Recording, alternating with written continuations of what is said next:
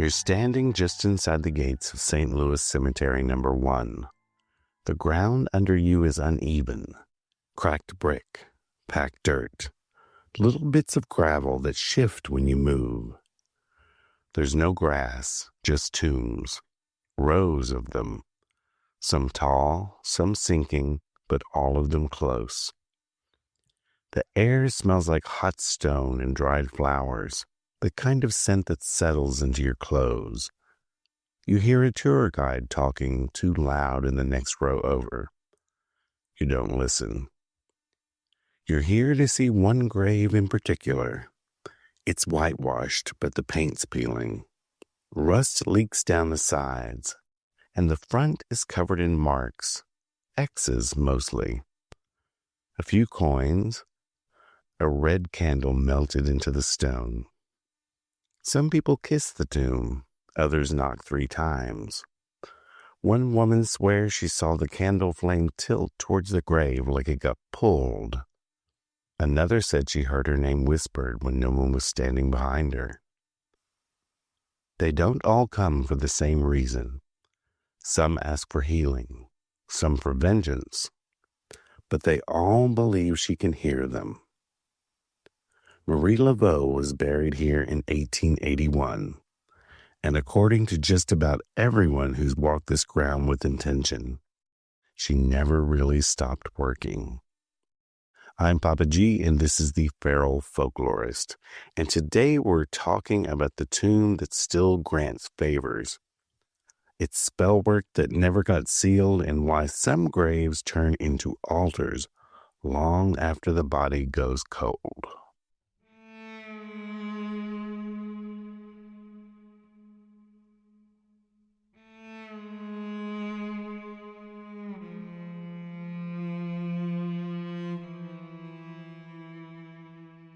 Marie Laveau is one of the most mythologized women in American history, and also one of the most misunderstood.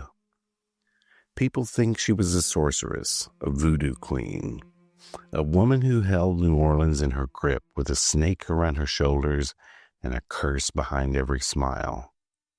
The truth, though, isn't that theatrical. It's deeper than that, and honestly, more impressive. Marie Catherine Laveau was born in 1801 in New Orleans.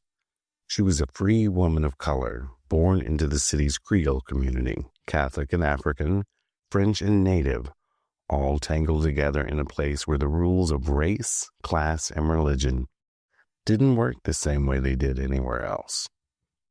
Her mother was a free black woman named Marguerite. Her father, Charles Laveau, was of French descent. Some records say he acknowledged her, others don't. But what's certain is this: Marie grew up in a world that wasn't built for her, and she learned how to navigate it with precision.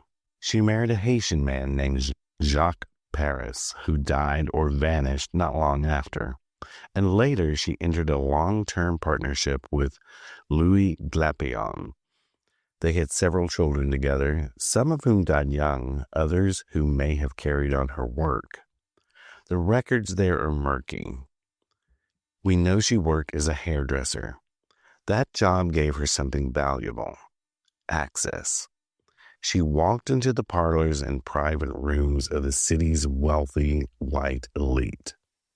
She heard the gossip, noticed the bruises, learned what people were desperate for, and more importantly, what they feared. What she practiced was an early version of Louisiana voodoo. The current magical climate you might find there today has elements of hoodoo mixed in with it, and there may be some more, we'll say, touristy types of voodoo that you would find in the city, those who are maybe not taking it as seriously. And we're talking about voodoo from Haitian ancestry, where it is not spelled Voodoo. It would either be Vodou or Voudou. It's a syncretic tradition. African religions braided with Catholic saints indigenous healing practices, and folk magic that traveled through generations of survival. Marie Laveau didn't just practice it, she was a leader. She held public ceremonies in Congo Square. She worked with herbs, prayers, and spirits. She made gree-gree bags for protection and healing. And she used sacred objects and altar work. She offered blessings, and when needed, she didn't hesitate to curse. That's not backroom magic. She was out in the open, and that's what made her dangerous to some. Marie Laveau held spiritual, social, and political power in a city where Black women weren't supposed to have any. White folks feared her, gossiped about her, and came to her for help anyway. The Black community respected her, looked to her for protection, healing, and spiritual guidance. Newspapers at the time didn't know what to do with her. Some called her a menace, others painted her as a kind of local curiosity. They wrote about her rituals in Congo Square like she was throwing parties. They described her clients as fanatics, especially when those clients were women of color or poor Creoles. They couldn't say it plainly, but they knew what they were seeing. Marie Laveau had authority. Not just spiritual, but real-world influence. People listened to her. People feared being named by her. And when she asked something of you, you did it. That scared the hell out of the people who were used to being in charge. Now, Marie Laveau died in 1881. She was buried in St. Louis Cemetery No. 1 in the Glapion family tomb. But her story didn't end there. Almost immediately, people claimed to see her walking the streets again. Same clothes, same walk, same look. Some said it was her daughter, also named Marie, continuing her mother's work and letting the confusion build the legend. Others said she'd been taken by the spirits, elevated to something beyond human. Whatever the truth, the result was the same. People didn't stop going to her tomb. They started showing up in greater numbers, with candles, with petitions, with offerings. That tomb stopped being just a resting place. It started acting like an altar. Now, if you visit today, you'll see them, 3 X's scratched or written on the surface of the tomb. Some say it's a wish-making ritual.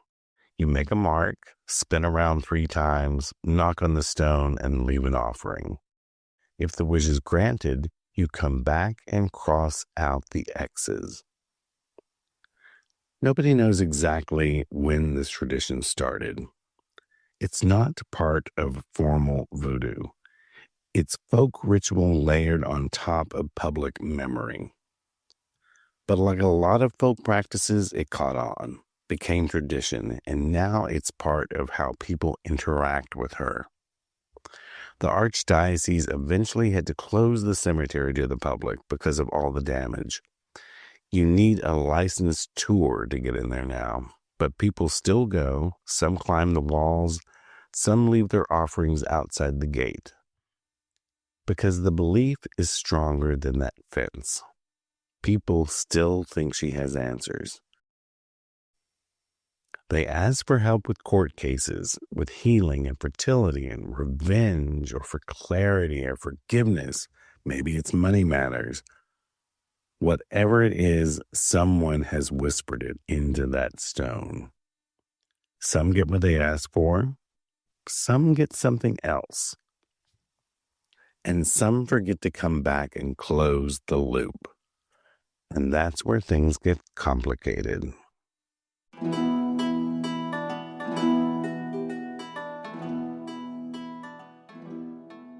So let's talk about what's actually happening at Marie Laveau's tomb and why it matters.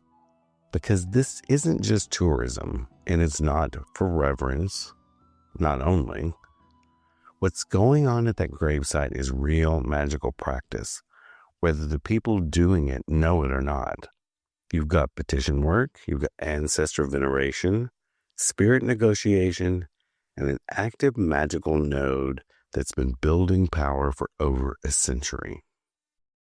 In folk magic, especially in traditions like Hoodoo, rootwork, and Afro-Creole spiritual systems, the dead are not gone. They're present, they're active, and watching. And if you approach them right, they can help you. That's what's happening at Marie's tomb. Think about it. People come with things like offerings, with coins or rum or flowers or candles. They write out petitions, written requests and spoken wishes, or they whisper their needs to her. Or the ritual part of it. There's the knocking 3 times, the making of X's, the turning around, and the coming back to paid debts. Those aren't just acts of devotion. That's really a spell in working. It's a spiritual negotiation. So that tomb isn't just a grave, it's a transaction site. And she's not just buried there, she's involved. In life, Marie Laveau helped people no one else would. The poor and the sick and the socially vulnerable. People who couldn't get justice through the courts or the church or the systems that were supposed to serve them. Those are the people she worked for the most. So now they come to her spirit. They bring the same problems. So that's not really superstition, that is spiritual memory. And it's how a spiritual current stays alive. In magical terms, the site is what we'd call hot. Not cursed, but just alive with power. Generational power and belief power. Power that's been fed and fed again by thousands of people showing up with real needs and real emotion. It becomes a container and a battery and a threshold. You leave something, you ask something, and if the balance is right, you get something back. So those 3 X's, what might they mean? So let's talk about that tradition. The one where people mark those 3 X's on the tomb and turn around 3 times and knock and walk away. That's not really an official voodoo rite, but folk magic doesn't always need to be official to be real. The X is an old magical symbol. You'll find it in crossroads magic, protective charms, spell signatures. It can represent the intersection of worlds, both spirit and flesh, life and death, intention and outcome. But 3, why 3? Because repetition for power, for emphasis, for sealing a deal. And turning 3 times, that's an old world method of activating a charm or shifting states. You see it in witchcraft, in conjure, in Catholic ritual, even children's games that came from older folk practices. Now, knocking is a summoning action used to call spirits and used to announce presence. Put all that together and what you've got is a working spell, whether the person doing it knows what they're tapping into or not. So one of the most important parts of working with the dead or any spirit is the offering. And the offerings at Marie's tomb are always pretty telling. When people leave hair ties and lipstick, it shows up a lot there, especially from women who are asking for beauty, confidence, protection, or love. And coins, they're common ancestor work in their payment and in gratitude, and currency that the spirits can use. When people leave things like rum, perfume, and red candles, all traditional in both voodoo and hoodoo work, especially for spirits tied to power and movement. And then there are the written petitions, these folded notes, sometimes tied with string and sometimes burned on the site. The items themselves aren't magical until the people make them so. It's the meaning behind them that makes them work. That's what changes the space. That's what makes her grave keep humming long after the ceremonies have ended. So why does her tomb work this way? Why does it still work? It's not just because of who she was. It's because of what people keep bringing to it. All those prayers and emotions and candles and gifts, they build a current. In magical terms, her grave functions like what you call a node, which is a spiritual portal, a place that's been shaped and reshaped by belief until it became something more. You could call it a spirit in itself, a spirit formed by collective energy and attention. Or you could just call it what it is. It's a place that actually works. So people go to it because they know they can get results. People come, they ask, they get those results, and then they tell someone else about it, and the cycle continues. That's not really superstition, it's repetition. And in magic, repetition is what creates a pattern. And patterns are what makes power stick. So is she a saint? Is she an ancestor? People approach Marie in different ways, depending on their background. In voodoo circles, she's often treated as a spiritual intermediary, not an official loa, but called on one like one. In folk Catholicism, she's venerated almost like a saint. Candles, prayers, novenas. And in hoodoo and rootwork, she's approached as an honored ancestor, a powerful spirit whose grave is a known point of contact.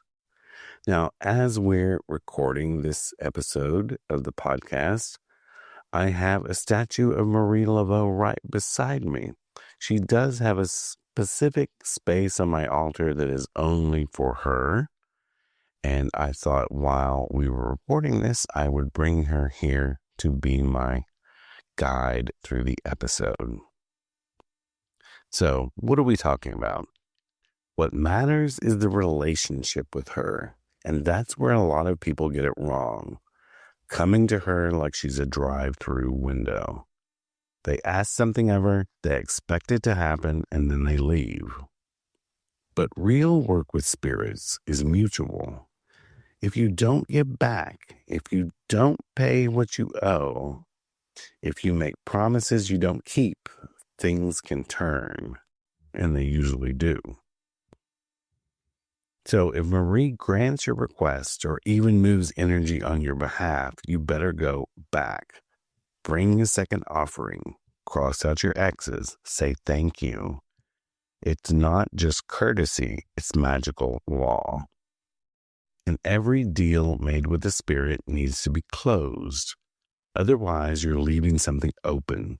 And open workings attract attention, especially in a place like that.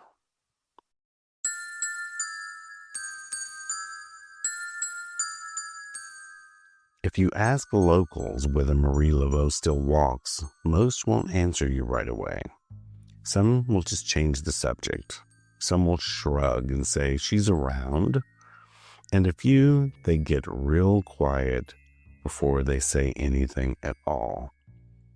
Because in New Orleans, it's not about whether you believe. It's about how much you respect the ones who never stopped listening. So over the years, tourists and guides alike have reported seeing a woman moving near the tombs at St. Louis Cemetery No. 1, always close to Marie's crypt.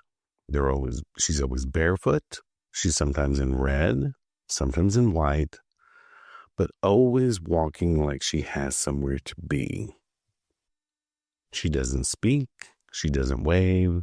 She doesn't drift along like people would expect ghosts to.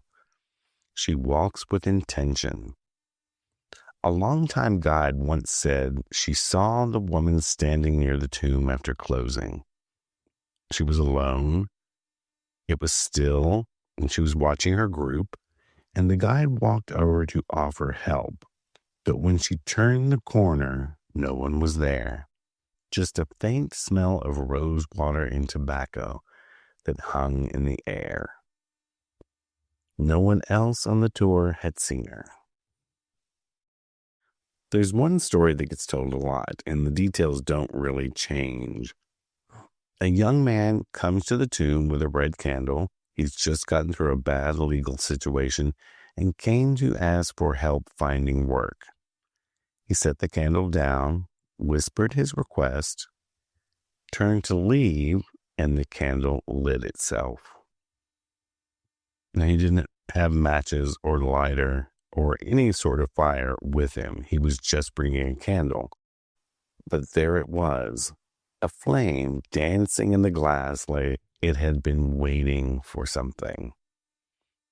So he left really fast, but the next week he actually got the job. He came back with a bottle of rum and another candle, lit that one himself to say thank you. He crossed off his marks and cleaned up the spot before he left. And that is actually how you treat a spirit once they have given you something, once they have fulfilled your request. A lot of people say tour guides don't say her name. They won't say Marie Laveau while standing near her tomb. Not because they're afraid of her, but because they don't want to say the wrong things in the wrong way at the wrong time. One guide was known for keeping a small silver coin in his pocket every tour, not for luck, but as an offering, just in case he said something Marie didn't like that day. Another would keep her back turned to the tomb while talking about it. She gave the history, answered the questions, and warned the tourists, don't promise anything you won't follow through on. Because the stories aren't just favors granted. They're about what happens when people forget to pay what they owe. Over and over again, visitors talk about hearing their name spoken out loud when no one's behind them. It's not a whisper, no one's around, not their imagination, but their full name, clear and low and right behind their ear. Some hear it as they're making the requests, others as they walk away. One woman said she turned thinking a friend had called her, and everyone was 20 feet ahead and still moving on the tour. Later that night, she dreamed of a woman sitting beside her bed, holding a candle, watching her. She didn't speak. She didn't smile. She just waited until the woman woke up and then faded away like smoke. So what does the tomb feel like? People ask who've not visited. Even skeptics say something is different at that site. It's certainly not evil and not dark. It's just very focused. It's like being watched by someone who's really weighing your words and listening to you. Not judging them, but just listening to see if you mean what you say. Some people say their hands tingle when they stand in front of the tomb. Others feel this heat in their chest or pressure in their feet, or the sharp urge to cry for no reason at all. Not everyone feels it. Of course, not everyone should, but those who do don't talk about it like it's a scary thing that happened. It's more like they asked a question and received an answer.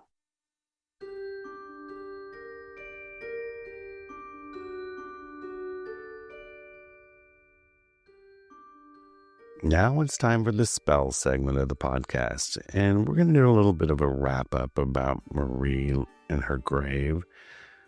You know, her grave isn't just famous, it's active. You don't have to be a practitioner to feel it when you go there. You just have to stand there long enough. You'll feel the weight of everything people have asked of her over the years. Listen closely, and you'll hear every desperate whisper, every thank you that never got said. That kind of work doesn't fade, it just compounds. And that's what makes this different from visiting a historical site. You're not standing at a marker. You're standing inside an ongoing negotiation between the living and the dead. So if you ever decide to go to her tomb, or any grave like it, treat it like you're knocking on someone's front door. You don't barge in, and you don't take things that don't belong to you, and you don't leave a mess behind. You come with purpose, come with something in your hands, say your name, say what you need, and then mean what you say. And if she answers you, if the job comes through, or the illness lifts, or if the court date bends to your will, you go back. You clean the space, you leave another offering, and you close the loop. Because no matter what kind of magic you practice, the rule doesn't change. You finish what you start.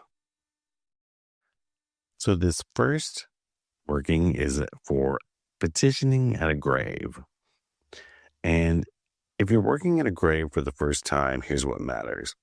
Start by bringing a coin, maybe a candle, a small cup of water or rum, not because those are ingredients, but because they're basic offerings.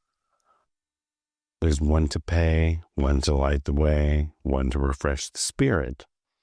So that's why we have a coin, a candle, and some sort of liquid. Don't talk like you're casting a spell. Talk like you're asking for help with something serious. Be very clear, don't ramble, say what you need and why. When you write out a petition, fold it or speak it aloud and leave something behind when you're done. And when you walk away, walk away. Don't look back. Don't talk until you've crossed a threshold. We mentioned this in a previous episode, that when visiting the graveyard and asking for something or going to the crossroads often, you do your ask, you do your work, and then you stay silent until you leave either that space or you cross the threshold of your own home. If you don't get what you asked for, don't assume you were ignored. Some spirits just say no. Some need a little more time to work on it. And some decide the work's not yours to ask for. And that's their right. But if something does move, if you feel a shift or a favor come through, keep your word and go back and say thank you. And leave that space better than the way you found it. So Marie Laveau's tomb doesn't hum because she was famous. It has this hum, this energy, because people made her part of their lives. Because they asked and offered and remembered, and they kept coming back. That's what makes a place powerful, not the stone or the story. It's the relationship. And if you ever step into that space with real need and real intent, just remember, you're not the first, and you won't be the last. You've been listening to the Feral Folklorist, and next time we're heading into the Carpathian Hills to meet a woman accused of becoming a monster just for wanting to stay beautiful and powerful. We'll talk about Elizabeth Bathory, the so-called Blood Countess, and what happens when a woman with status, land, and authority gets rewritten into a horror story that still hasn't let go. Until then, if you knock at a tomb, be sure you're ready for an answer.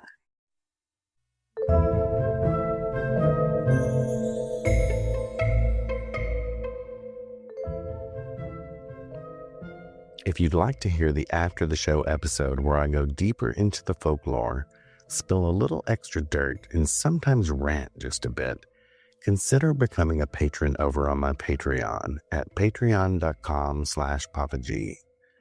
You can find the official site for the podcast at feralfolklorist.com. And if you need spell supplies for any of the workings we talk about on the show, our metaphysical shop, Aromagees Botanica, has been weaving magic for over 25 years. That's over at aromagees.com.